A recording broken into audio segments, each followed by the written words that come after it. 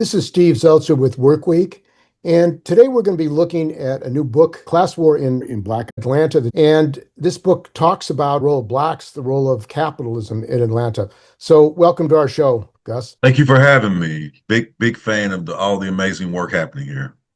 And also I was on a radio show with you, and you're a professor at the University of Illinois in Urbana. So I think this is an important book. Thank you. I appreciate that. So Gus, first, why don't you talk about why you decided to write this book? I feel as though right now we're at a crisis.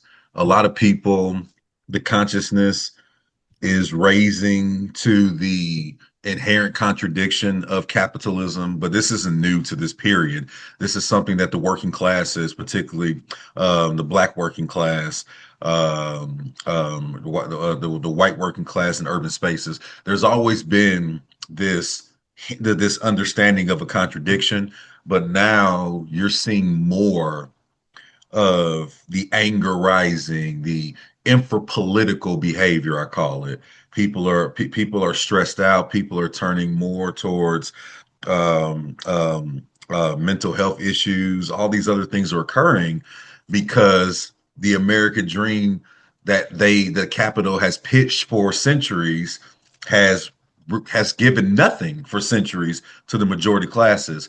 And one place in particular where they always tell you that things may be bad, but in one city things can be fine the way they are is Atlanta. And particularly in the African American history, Atlanta has this bizarre myth of being a place where you could actually make it if you go to the city, that it's a wealth generating space. Much of the work that has come out on Atlanta and much of the public discourse on Atlanta is that, well, yeah, it has its problems, but you can still be successful there. And as somebody who was born and raised in Atlanta and witnessed a lot of these things happen, the argument is that number one, it's not true. Number two, if you want to get at the best heart of the contradiction between capital and working class power, you should look to Atlanta. And number three, Black people are not a monolith, that we have this thing called class positions and class warfare that occur. And a lot of it is due to members of the African American population choosing to uphold the principles of capitalism and turning against the colonized Black people. And so those are the three main things that I noticed. And as like I said, as somebody who grew up in it, then I knew that the real story had to be told, which was about working class power seeking to upset and change Atlanta for the workers and the reaction to that struggle. And of course, you had the quote unquote black president Clinton, and Yeah, what he did, and I don't use those terms. that's Uh, how he was portrayed. But listen, yeah, the reality was for black workers, did anything change? He brought in Andy Young as and propped him up as a big supporter sure. of Yep. the black working class. Why don't you talk about Yeah, how capitalism operated in Atlanta, and how do they really not represent either the black or the white working class for that matter? sure. Sure.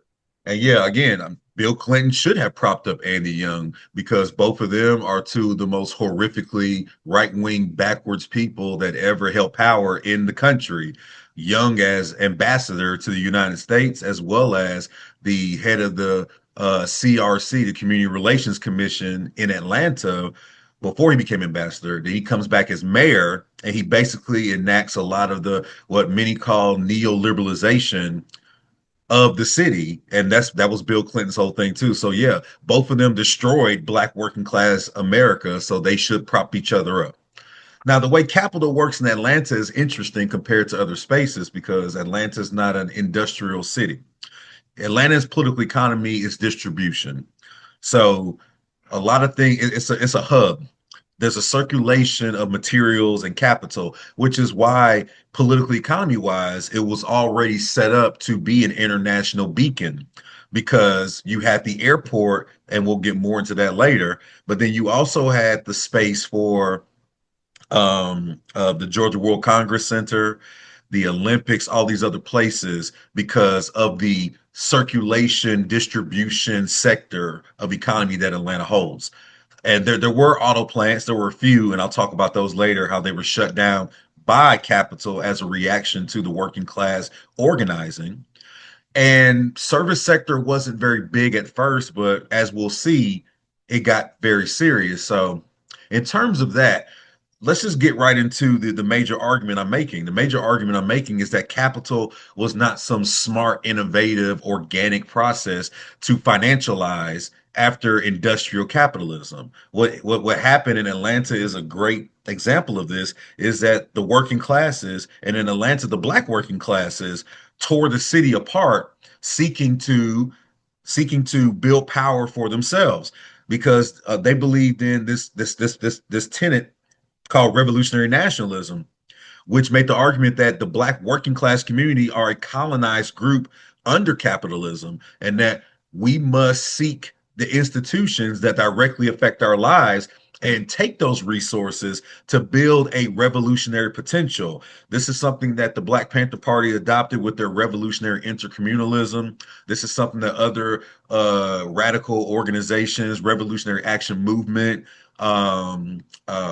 the Republic of New Africa, all these different radical groups adopted this idea. So you had black workers using the site of production, the point of production, labor, going on strikes by the dozens. Even international newspapers were talking about it, that this city that's supposed to be the city too busy to hate, they have a serious problem with the workers are going on strike and shutting the city down every week.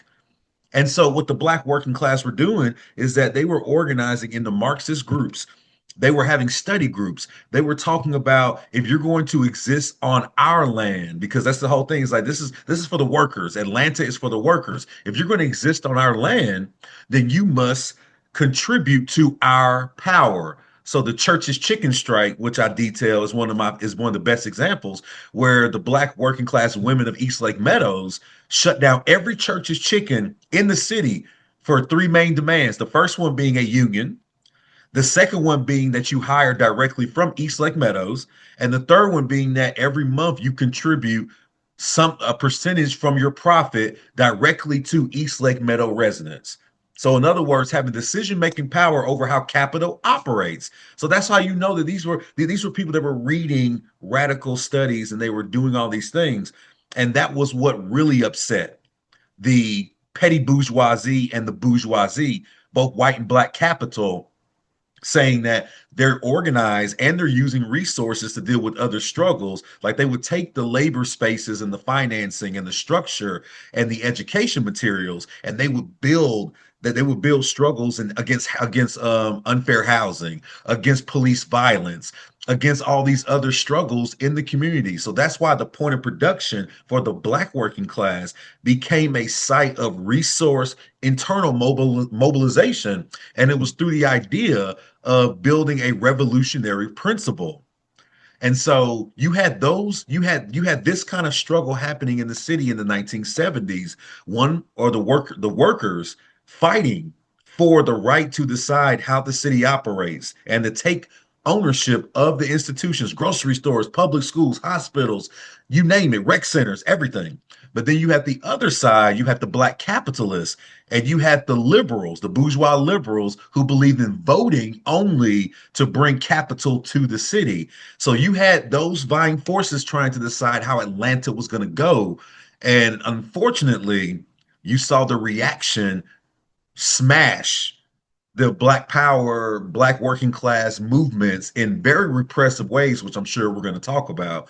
But essentially, we can't talk about Atlanta's transformation into the one of the global centers for capital circulation and accumulation without talking about black working class struggles to overthrow bourgeois leadership in the city in the 1970s. And one of the issues that was also happening in the 1970s was outsourcing deindustrialization of Mhm, northern cities, Detroit, Michigan, Pennsylvania, shutting down and moving to the South. They mhm, first went to the South to get rid of unions, then to Mexico, and then to China and Asia. And this mhm. outsourcing destruction of the industrial basin of the United States was to increase profit. So what you're saying is that movement in Atlanta was a threat to that. Very much so.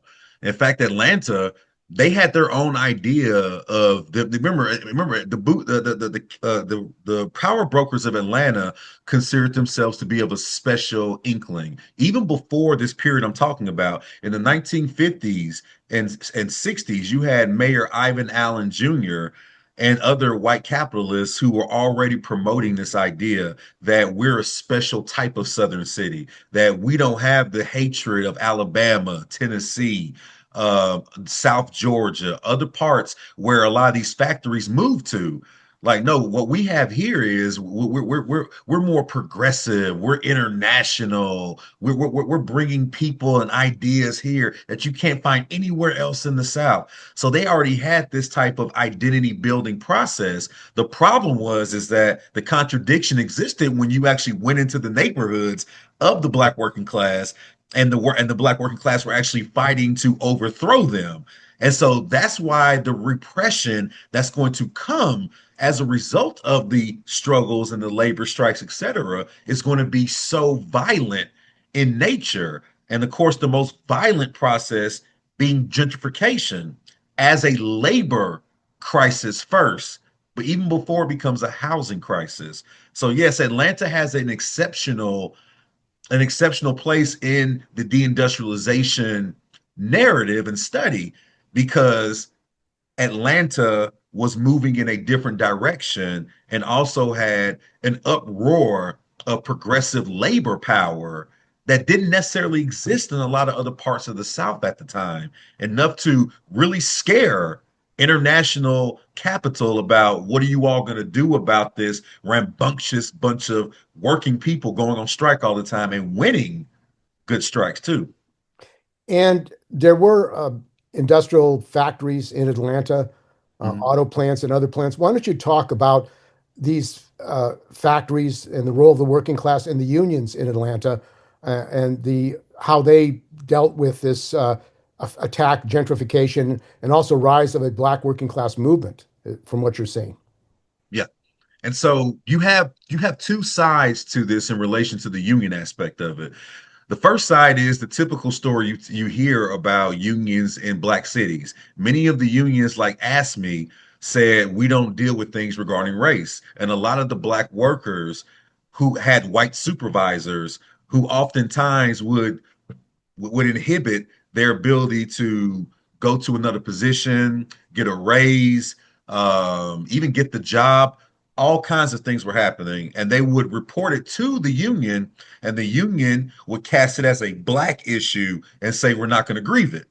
And so that was for black men. For black women, the unions refused to even acknowledge that their labor was valuable enough to unionize. So you had non-union black working class women who had to build their own labor movement because the union said, well, guess what? Your labor is just not valuable enough for us to organize. Plus the fact you're black women, and we already hate that. So you have that issue swarming around why the labor struggles in Atlanta are so very unique. But on the other side of this, though, you did have labor support for the major public sector strikes, like the sanitation strikes of 72, excuse me, of 70 and 77. Now, those were heavily supported by union power, and that's why they attempted to crush them in the wake. And there's too many to talk about, but I'll talk specifically about the 1977 one because I think that kind of gets at your question the best. Because that's the one where the black workers, and mind you, the public sector workers in Atlanta were about probably 80 to 85% African American. And so they were fighting the city of Atlanta, headed by the black mayor, Maynard Jackson at the time, for pay raises, the typical things that you would need, but also decision making power in a lot of ways that they didn't have as public sector workers about their hours. For sanitation specifically, they were kind of the leaders of this public sector strike, even though waterworks and other sectors came in, it was the sanitation conditions that really led the strike to its zenith. And they really had a lot of horrific issues. If you know about the Memphis sanitation strike, the same issues were occurring in Atlanta where it was pretty much unsafe to be around your truck all the time. People were catching hypothermia because they were outside in the cold, having to have these lockers that were always broken. I mean, I can go down the list. The point is that the city specifically waited till the workers were organized and protesting, and in the middle of a city council meeting, when the black workers showed up, the city council voted to give more than enough money that would have paid off the contract proposal that the union offered. They gave all that money to building a golf course, and they did it in front of them as a sign to say, we're gonna this is what you all were doing all throughout the 70s and late 60s, going on strike and stuff. We're done with that. This is a new order in Atlanta. And this was a black urban regime that was telling this to black working class people. So you had the petty bourgeoisie, the middle class leadership, on the behest as junior partners of capital, wreaking havoc on black working class conditions. So, long story short, they go on strike, and it's a highly successful strike supported by the community for the first day or so. But then the mayor, Maynard Jackson, does something that nobody else had done up to that point, and Ronald Reagan is going to copy him in 1981. Maynard Jackson issues an order to fire all striking workers from the city of Atlanta, and to taunt them, he sent everybody who was fired an empty job application in the mail. And I actually was able to find that application in my research. And so this was the crushing of union power in Atlanta for the foreseeable future. To this day, because of that strike and also other remnants of anti-worker and anti-union policies in Atlanta, you don't have the same swelling of labor power in the city anymore. And so that was one of the biggest crushings of labor power in US history, I argue, because Atlanta was one of those beacon spots in the South that did have relatively decent labor power, some of it being unions, the other part being just the workers themselves being so militant and wanting to go on strike and winning legitimate material gains.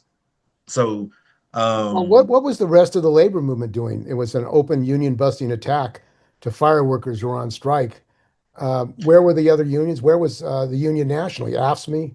What yeah, kind they of weren't. national campaign was there to defend these workers? Because No, obviously, if they bust the unions, it would affect the entire working class in Atlanta. very good question, because they didn't answer the phone, so nobody knows where they were. They weren't there, and they didn't want to go there either. And so they kind of just let it be. In fact, when the city started firing workers who participated in the strike as solidarity or other things, and they filed grievances, AFSCME refused to hear the grievances. They just didn't answer the phone. And so there were a bunch of retaliatory measures that happened to workers when they went back to work that either led to them being disciplined or fired. And the national union did not respond to the calls at the local level. Even the firefighters, and I won't spend a lot of time on this, but this is one of the favorite things I found in my research, is that the firefighters were actively like sending something to the international all the time about the horrific treatment they were getting from their supervisors. And they just said, we're done. And they created their own independent wildcat union called Brothers Combined. They left the labor movement and formed their own local. And this actually happens a lot in Atlanta. There were a number of cases. I have another article coming out very soon that documents a few more episodes of this where workers just said, we're fed up with the labor movement and the difference from the international. We're just gonna form our own movement. We're gonna form our own union, and we're gonna be independent. And that happened a lot at this time.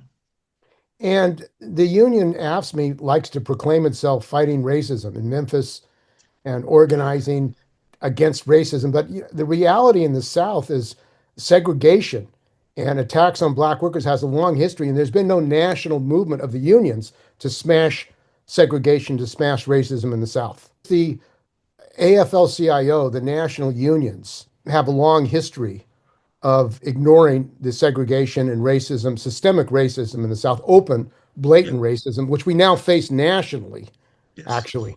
But it seems like that this struggle in Atlanta really was silenced, and was there collusion of these unions nationally not to take up the fight of the Atlanta workers? Because if they'd been successful in Mhm. Atlanta, it could have changed the entire South, possibly. Very much so. I mean, I mean, again, when you see Memphis in 68, and I allude to this in the article that's coming out, that what Memphis showcases is that there's an infection around militancy at this time, particularly in public sector organizing and militancy. So you see this happen in St. Louis, you see this happen in Indianapolis, Cincinnati, in Atlanta, even in Charlotte. You have some relatively high power militancy. It doesn't last as long as what happens in Atlanta, but you see workers who feel like the Memphis struggle gave them hope and a vision for victory of things that they could actually fight for. So I agree with you. I think that this was a moment to interconnect a lot of struggles across the country that really would have transformed what we have today in, I don't consider what we have today a labor movement. And I think a lot of it's because of this period that there was a silencing, there was an ignorance, and there wasn't an accountability to the Black working class. And that's essentially what the book is really about, is that it's dehumanization on one part, but on the other part, those who claim to be progressive or liberal, there's no accountability for them to stand up for working class people at all, regardless of a race. That there is an abandonment of the working classes at the administrative level, particularly in the leadership of the international unions. And for us to not talk about that or to sidestep it and not be critical of this is ahistorical and is doing an injustice to those on the ground now seeking to fight for labor power. That if we don't critique the problems of the internationals and the ways in which they were silent or not held accountable or indifferent, then it's doomed to continue to happen as it has been for over a century. And one of the issues facing workers throughout the United States, in fact, it's a global problem, is gentrification. Mhm. Working class people are being pushed out of the cities, systemic racism, banks refusing to give loans to Black workers, even in San Francisco, where I'm at. I mean, there has been no campaign nationally against the capitalists, against the bankers, for blatant discrimination, systemic racism discrimination as far as housing. And what was the effect in Atlanta of this drive-by capitalist politicians, Black capitalist politicians, to bring about gentrification? Yeah, and I think you said something incredibly important there about about gentrification and it being so embedded that one of the things that we often don't think about with gentrification and why it lasted, why there's been no mass movement against it, is because it's considered a palatable form of structural violence. Because you have, again, this is why we have to understand this from a radical perspective, that you have the liberals who have always been the beholders of capitalism, who have said that we have an underdeveloped area and capital must move to that underdeveloped area for progress, for modernization. And if you're not for that, then you must be backwards, that you're holding your country back, the people back, all this other horrific propaganda that essentially means that working class people are always going to be a cost to progress. And so that's why you only have a certain amount of people who see gentrification as the deplorable system that it is. It is a form of colonial structuring. And so the first thing in Atlanta, and again, my book is what some people call a playbook for gentrification, that it typically starts with the crushing of labor power. And that's why many gentrification studies skip this part, because first of all, a lot of studies don't respect labor as part of the analysis, which is unfortunate. But it's not just about housing. It's not just about a real estate developer comes to the neighborhood and we get displaced. No, that's the end. That's near the end of the analysis. The first thing that has to happen is capital has to destroy the labor base in an area. They have to either deplete its union power or they have to, as you just mentioned, Steve, they have to get a compromise from the unions to basically give up their wage and bargaining power. So you see contracts come back that are not meeting or exceeding the cost of living or inflation. You see the loss of the loss of pensions, all these other things, they all coincide with the fact that we're about to destroy this plot of land and we're going to continue to blight it. So first you have the destruction of labor power in Atlanta, the closing of the auto plants. If you talk to anybody that was around in the 1960s in Atlanta, the greatest job you could get is working in one of the auto plants because the wages were incredibly high and there was legitimate power in the working classes there in those plants. So they were specifically targeted, not at first though. They didn't just close them because that's not, remember, capital is insidious. So they don't close them first. First, they make it unstable. So they change your hours. Then they lay you off at intermittent times so you don't have an actual structured schedule. And so it's not just about the closing, but it's the disruption of the daily routine of the working class that capital attacks these spaces.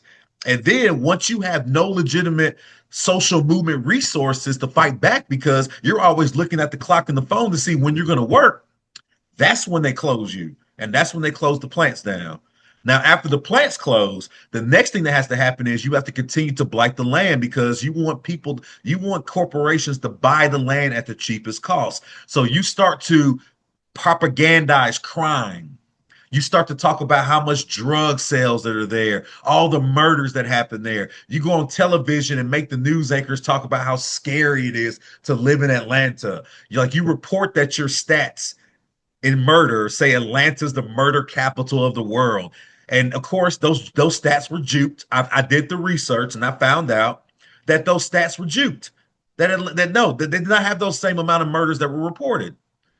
But what it does is it increases the justification for militarizing the police. And when I militarize the police and I buy them all these weapons, I have helicopters, all these guns, and I increase surveillance, what does that do to the property value? It drops it again.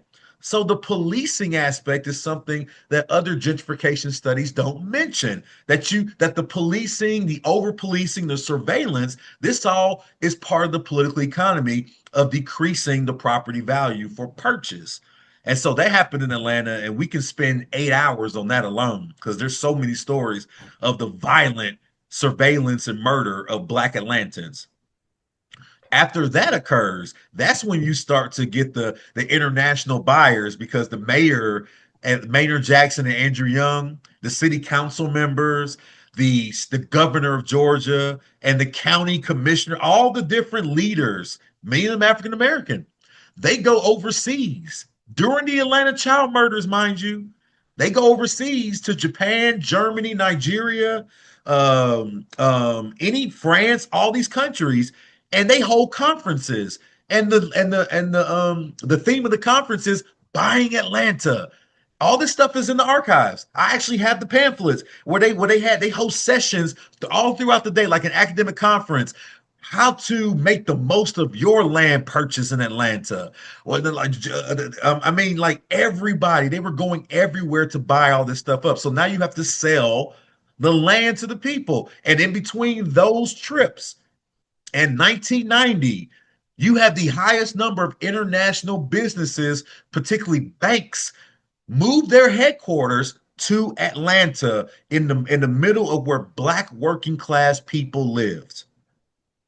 So again, there is an actual process of how this occurs, and I'm sure we'll get to the final part later in the interview of where the displaced people go and what resources are there. We'll get to that later, but in the city, the process of gentrification is very similar across urban spaces. And nationally, you have black mayors, New York and other places, but black mayors with a perspective of militarization, that you've got to police the communities. The solution is policing the communities to make it profitable again for capitalism to invest. And happening in San Francisco, happening in New York.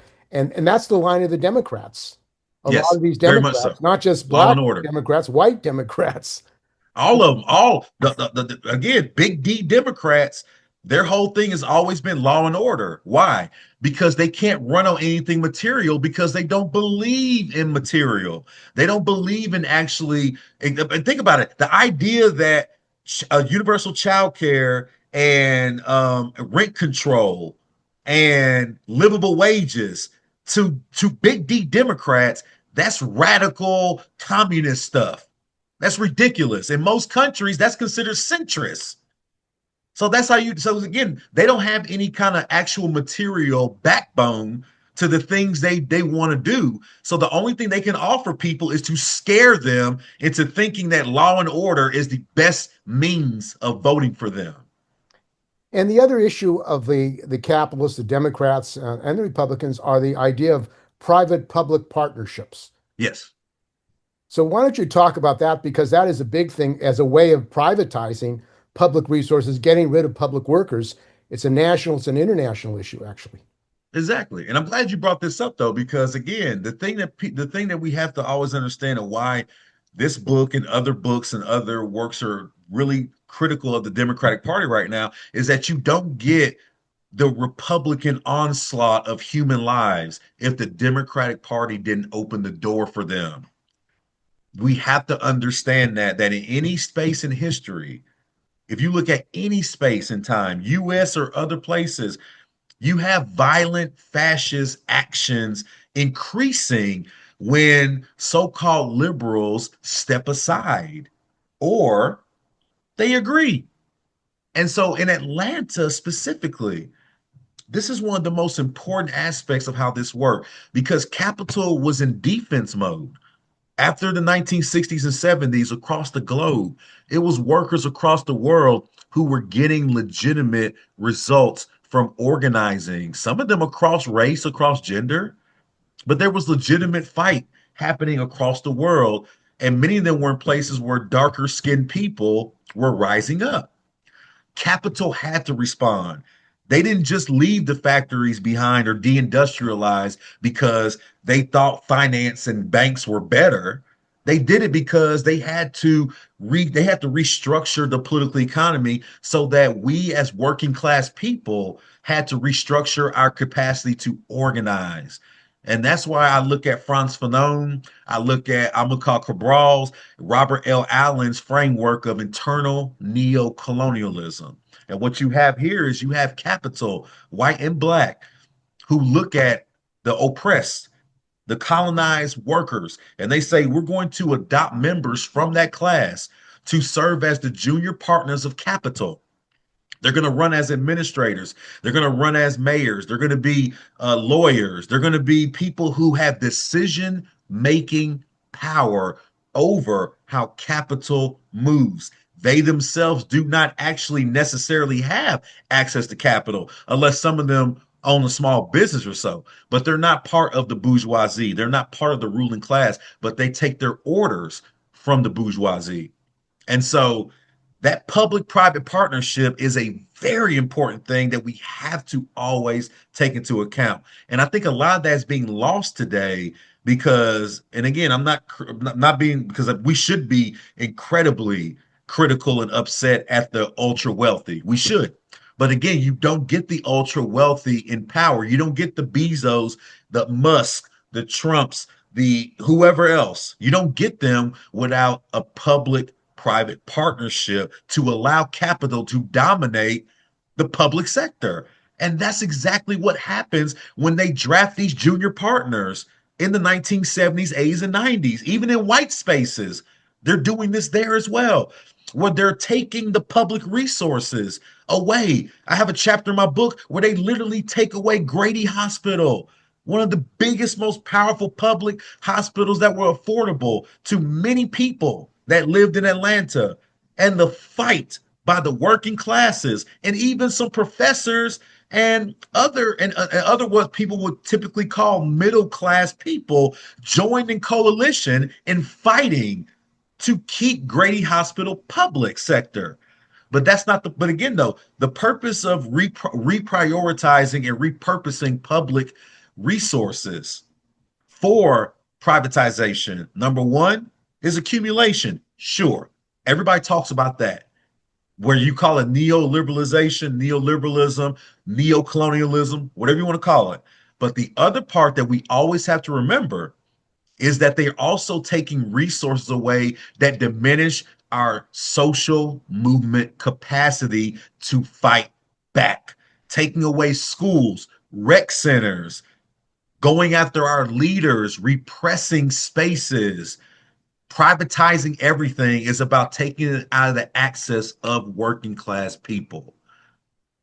And of course, we had the situation with Barack Obama and the Secretary of Labor of Education, Arnie Duncan, Arnie Duncan, looked yep, at the opportunity in New Orleans after the hurricane to shut down the public school system and set up charters yep, and destroy a education workers union that was majority black, large number of black teachers, and their entire uh, careers were destroyed for the sake of setting up charter schools, which was a project not only of the Democrats, the capitalists, but also the union bureaucracy.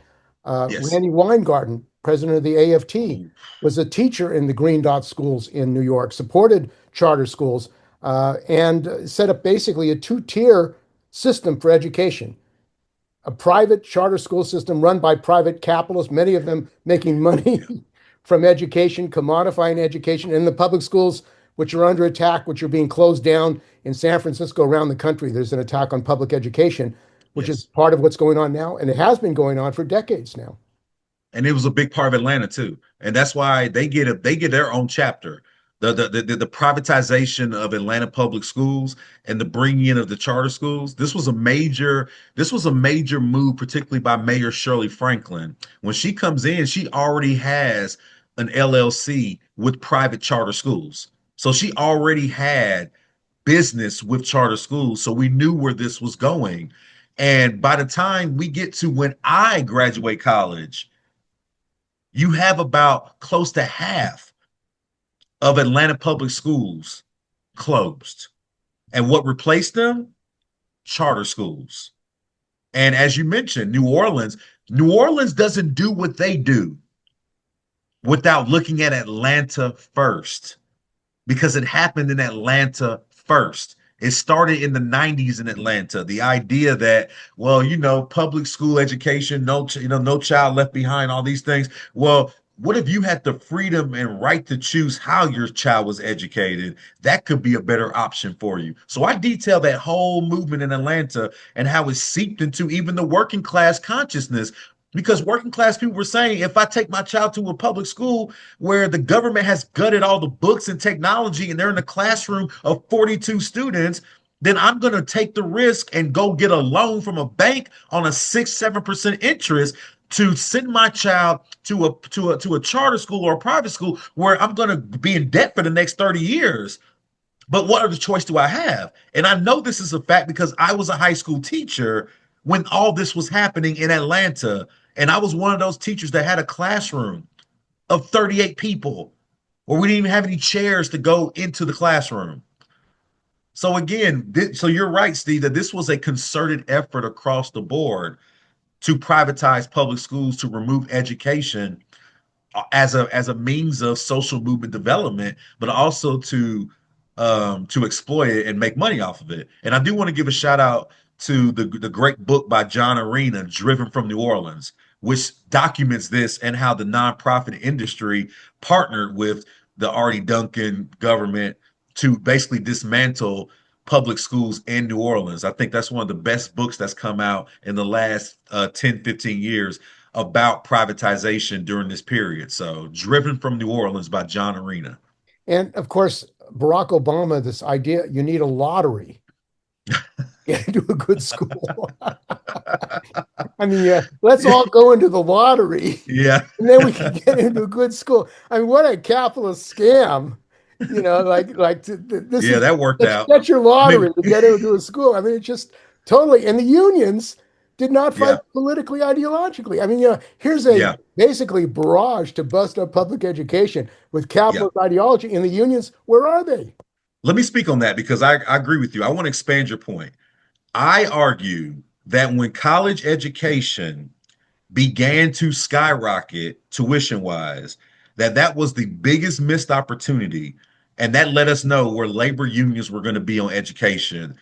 In the 80s, when you start to see the rising of tuition, the labor movement, that should have been the number one solidarity effort to build the labor movement back into a force to fight for affordable education in college. But because there was relative silence, we should have known that when the privatization of public schools were coming, how they were going to respond. In fact, it wasn't even silence with them. It was promotion and investment. Because again, like you said, Randy Weingarten has been one of the biggest beneficiaries of the charter school movement. And it is pretty disgusting that her members have not rebelled against the fact that you have a president who is trying to bust your union by building charter schools and private schools across the country. That literally will destroy your union. It's eroding your bargaining unit.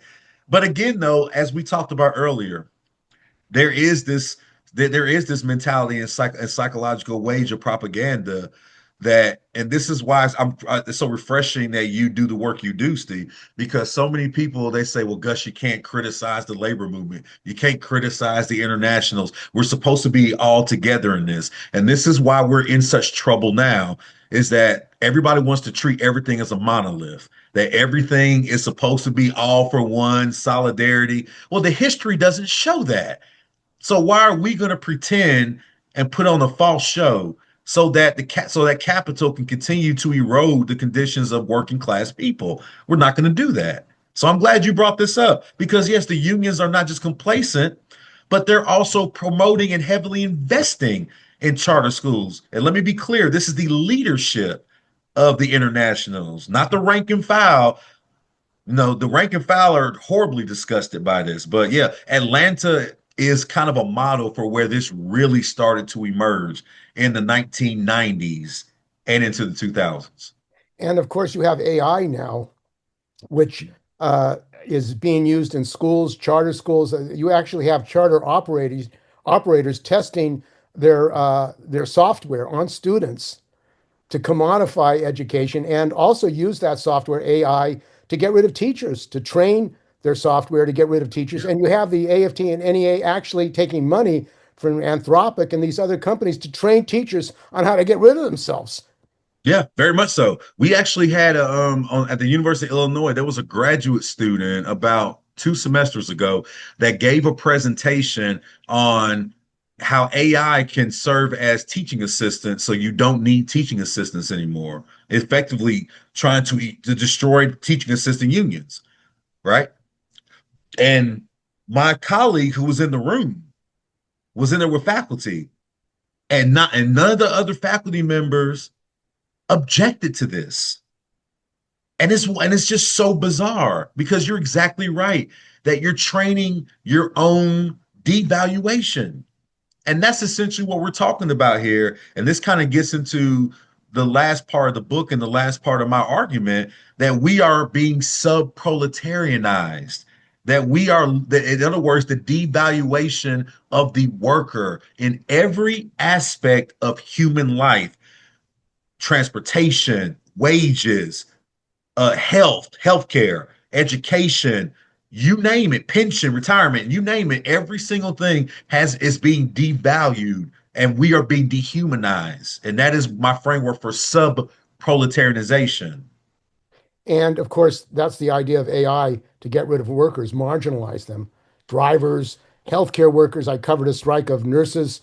They were laying off 44 nurses at Kaiser here in the Bay Area and Yeah. replacing them with AI. Mental health workers getting chat boxes. You talk to a chat Yeah. box. You don't talk to a healthcare worker, you know. So No, no.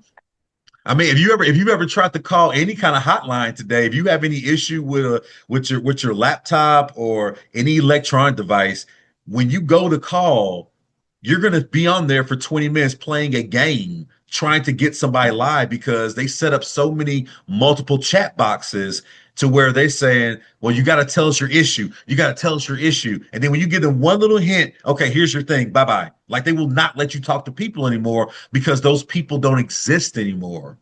I remember back in the 90s and early 2000s when you would have people at call centers in those rows and rows of places who would answer phones or they would try to sell you things. That doesn't exist anymore, or it will not exist in a few years because of exactly what you said. They want you to only be talking to robots. And of course, a key factor in the uh, exploitation and ideologically of the working class is propaganda and corporate propaganda. And you have CNN in Atlanta. And I Yeah. remember when CNN in Atlanta was going black commentary, it was the black station integrated. That worked out It's pretty like well. that's how they played it up. There was but Yeah. the propaganda of corporate media. And now with fascism and the total monopolization of these techno-fascists, Larry Ellison, Paramount, of CBS, of Warner, where you have these fascist billionaires, trillionaires actually taking over the media, Yeah. really raises the question about any kind of democratic right or breaking the information blockade at this point. I mean, and this is where we get to solutions because if labor is really serious, then labor would spend as much money as possible to develop alternative media right now. Because again, it's not like labor doesn't have the funds to do so. Labor is swimming in money right now. So they could specifically create new television stations and news stations for working people that would combat CNN and Fox News because CNN was already bad, but now it's going to be even worse now. So we have to create our own media. And if any legitimate progressive organization or the labor movement itself is serious, then we're going to have to develop our own stuff because you cannot rely on anything that the techno fascists have bought. Like we have to start changing the idea that you turn on CNN, Fox News, etc. We should have started doing it years ago. But now that we know that there's no other shot at this point, this is the time for labor to step up. And again, I don't believe that the international leadership will on their own. I mean, we know Sean O'Brien is a Trump lover. I mean, he probably has Trump's picture in his bathroom somewhere. I don't know, but he's always with him. And I don't know what's going on with Sean Fain. I mean, he Well, came out that as that raises that raises another question because in the history of the United States, the black working class has been a key force in advancing the entire working class. sure, Without the black working class and the movement of the black working class, we wouldn't have unions. We wouldn't have the strength that we have. no, not at And all. the subjugation of black workers now, the open racist, fascist attacks on blacks, on Asians. I mean, it seems that this hold of the Democratic Party Mhm. and black Democrats should be breaking apart because what have you got to lose? They're actually getting rid of any facade of democracy or anti-racism, getting rid of DEI, getting rid of the agencies that enforce Department of Education, getting rid of all kinds of any kind of resource to say there's discrimination. There's no more discrimination. In fact, I just heard today they want to import 4,500 white South Africans a Yeah, month into the United States. yeah. And while they're Man, blocking the black Haitians and black workers from around the world to come to the United States. because of two reasons. The first one being that the black petty bourgeoisie, who we're talking about now, the politicians, the big D Democrat leaders, they do not have any respect for working class people. If you listen to the way they either talk about black working class people, or they talk around black working class people, then you know they don't have respect. Black working class people, over 90% disagree with how ICE operates. Hakeem Jeffries promotes giving ICE money. That should tell you everything you need to know. They have no respect for black working class people. And if you know the history of the black petty bourgeoisie, that's always been an issue. Even during the Great Migration, when black Southerners marched up to Chicago, New York, Philadelphia, the black petty bourgeoisie leadership, they would often They will often treat them poorly, talking about how they're culturally backwards, how they don't act and dress the right way, all these other things. That stuff plays out today. So that's the first reason. The second reason why this is such a big issue is that it basically highlights why class struggle must be a central analysis point for how you look at African American history and current conditions of African Americans in general. That if we don't talk about class struggle as a central point. I'm not just talking about calling somebody middle class or working class. I'm talking about an essential point of analysis to understand the contradiction of capitalism and to understand why there are black leaders right now, like LeBron James and all these other billionaires and middle class people who have just such utter contempt for black working class people, always telling us to clean up our own issues first in the midst of a fascist assault. Then you have to understand that it's because of class struggle that they have such contempt for black working class people that they do not want to be they do not want to consider having to actually do something about systemic racial oppression. So those are the two main reasons why you have black leadership now who are basically opening the doors, as I mentioned, in other words, opening the gates for fascist assault. Because there's no other reason why this happened. As you mentioned, Steve, they have nothing to lose. They've taken everything else away. So why not stand up and fight? And of course, you have the role of Zionism and the Black Caucus. So, I mean, Uh, taking money from the Zionists, supporting the genocide in Gaza, the pogroms on the West Bank, that you have black politicians actually supporting a racist genocidal attack, and with Israel, which supported apartheid in South Africa, they yep, actually were supporting Bantustans yep. in South Africa, and the unions continue to get money from the National Endowment for Democracy. They've gotten over $1 billion. The Solidarity Center. Liz Schuler, who's on the board of directors, was on National Endowment for Democracy. I mean, why would the U.S. government give over $1 billion to the Solidarity Center, the AFL-CIO, for its operations around the world, and 71 million a year, and nobody knows about it? They won't even talk about it. It's Trump. And The new and Trump budget actually yeah, provided more money for NED and the Solidarity Center. and it's despite the fact that the overwhelming majority of overwhelming majority of working class people do not support Israel's genocide of Palestine. They don't support it. Not one bit. And they haven't supported it going on almost 6, 7 months now. So that's why we have to talk about class warfare. We have to talk about it as class struggle, class warfare, to understand why they are completely ignoring working class calls for ending any war, and using those funds that fund the murder of black and brown people, using those funds to develop programs that alleviate the conditions of working class people in the US. That's And what isn't it, all working class people are saying right now. and isn't it amazing? This Congress, the Democrats and Republicans, voted for $1 trillion military budget in the last budget to fund the military, to fund the war on Iran, on the war of the people in the Middle East with Israel. And people can't get health care, people can't get housing, people can't go to school. And these Democrats are funding a trillion Yeah. dollar military budget. People can't afford food. People can't afford anything right now.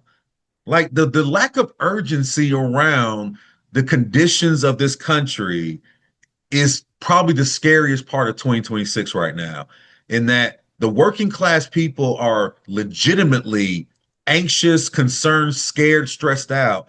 But there are very few leaders right now who are willing to actually address those issues in any shape or form. And the most disappointing, as you point out, Steve, are those who actually have the power to rally different groups of people, and that will be black politicians. But again, that's why the book Class Warfare in Black Atlanta is so important for this moment, to understand that their ideological position has always been to drive growth, progress, or capitalism, and nothing else matters. In fact, if you're in the way of that, as the black working class of Atlanta found out, they will either destroy you or they'll take away every ounce of material you have so that you have to start from a point of being destitute for just trying to find resources in these suburban metro counties that have no jobs, no hospitals, no transportation, nothing. That's That's what part of they'll do to you that's part of if you, yeah, gentrification,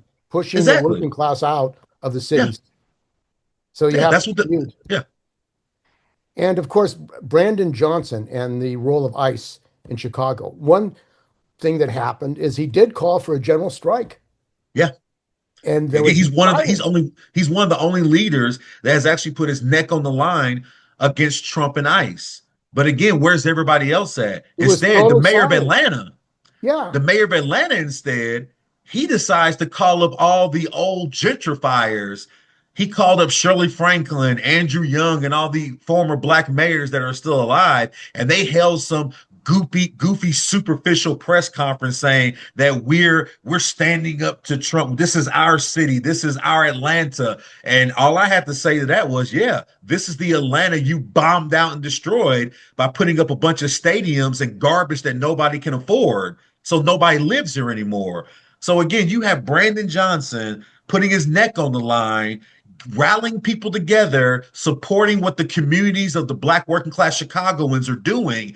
And on the flip side of it, it's a perfect mirror. On the flip side of it, you have the Atlanta petty bourgeois leadership saying that we're going to sing kumbaya together as Trump raids your voting offices to steal the midterm elections, and you don't do anything about it but say, this is our Atlanta. Because again, their mentality has always been to be as superficial as possible as leadership of Atlanta instead of actually paying attention to the needs of the people. We could just do a photo op instead of actually putting my neck on the line to fight against violent fascism. and of course, the raid of the Atlanta Elections Department was Mhm. a fascist act Yes, and preparation to getting rid of the elections. because that's exactly what they're planning to do. They're gonna unless something at the federal judge level happens, they're going to claim that he technically won the election. He's going to suspend all the elections because 2020 was proven to be false in whatever. I mean, we know where this is going. The question is that who's going to stand up? The working class has already been standing up, and the working class has been fighting this thing since the clown got back in office. Like the workers are there. But the problem is what we've talked about all along, that the class positionality of the middle class and the upper classes to bend the knee to fascism or to help it in destroying lives has been the biggest issue we face. So we cannot stop running away from class analysis. If you're not talking class analysis at all, you're not serious about solving our crisis right now. And of course, the pro-capitalist, pro-imperialist ideology of the trade union bureaucracy, Mhm. who don't want to fight capitalism, who don't They, want to they, fight they want it to imperialism. grow. They want it to grow. Some of them are championing this war in Iran. They love this. They think, Steve, they honestly think, not making this up, they really think that by doing this, they're going to get more jobs, they're going to get more money, and they have no idea that they're about to get laid off. They don't need you to fight wars anymore. Robots. Yeah, they have robots now. They have drones. They don't need workers to make things. This isn't World War II anymore. A give to the military, rations. They don't need them anymore. So you have fools who truly believe that destroying Iran and the people are going to benefit the working class of the U.S. And that's the major problem in relation to that part of this crisis. Well, there is no workers' part in the United States. So, No, like this scam that we're going to have other capitalists and other countries invest in factories here, are those factories going to be any workers? They'll all be no. robots, AI, as they are in This China. and I'm sure you're well aware of the Nippon deal.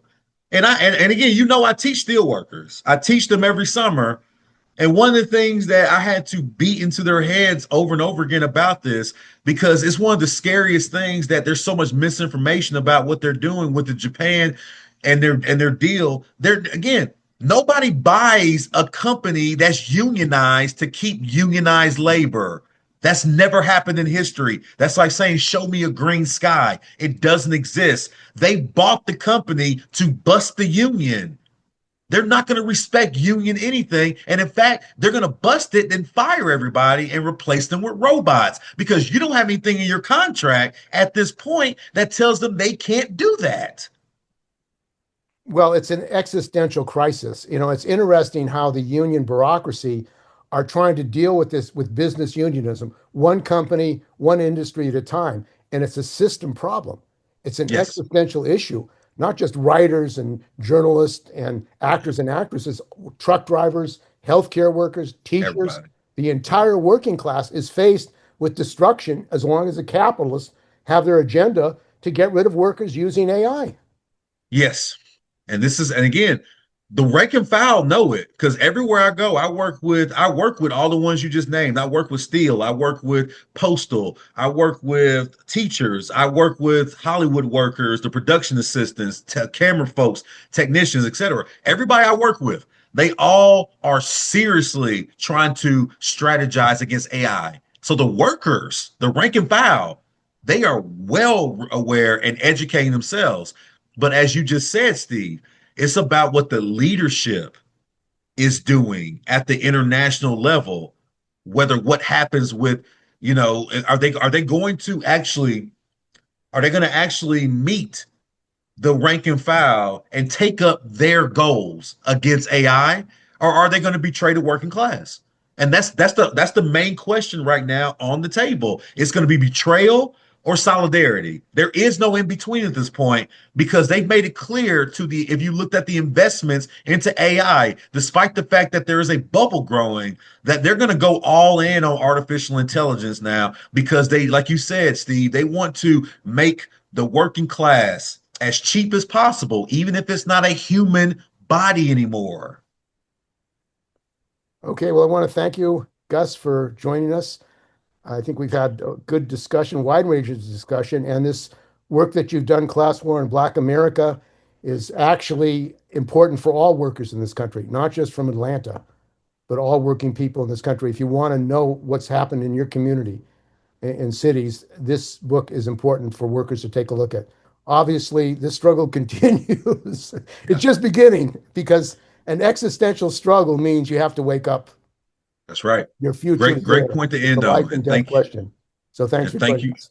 Thank you for all your work too. Power to the people always. Always take care.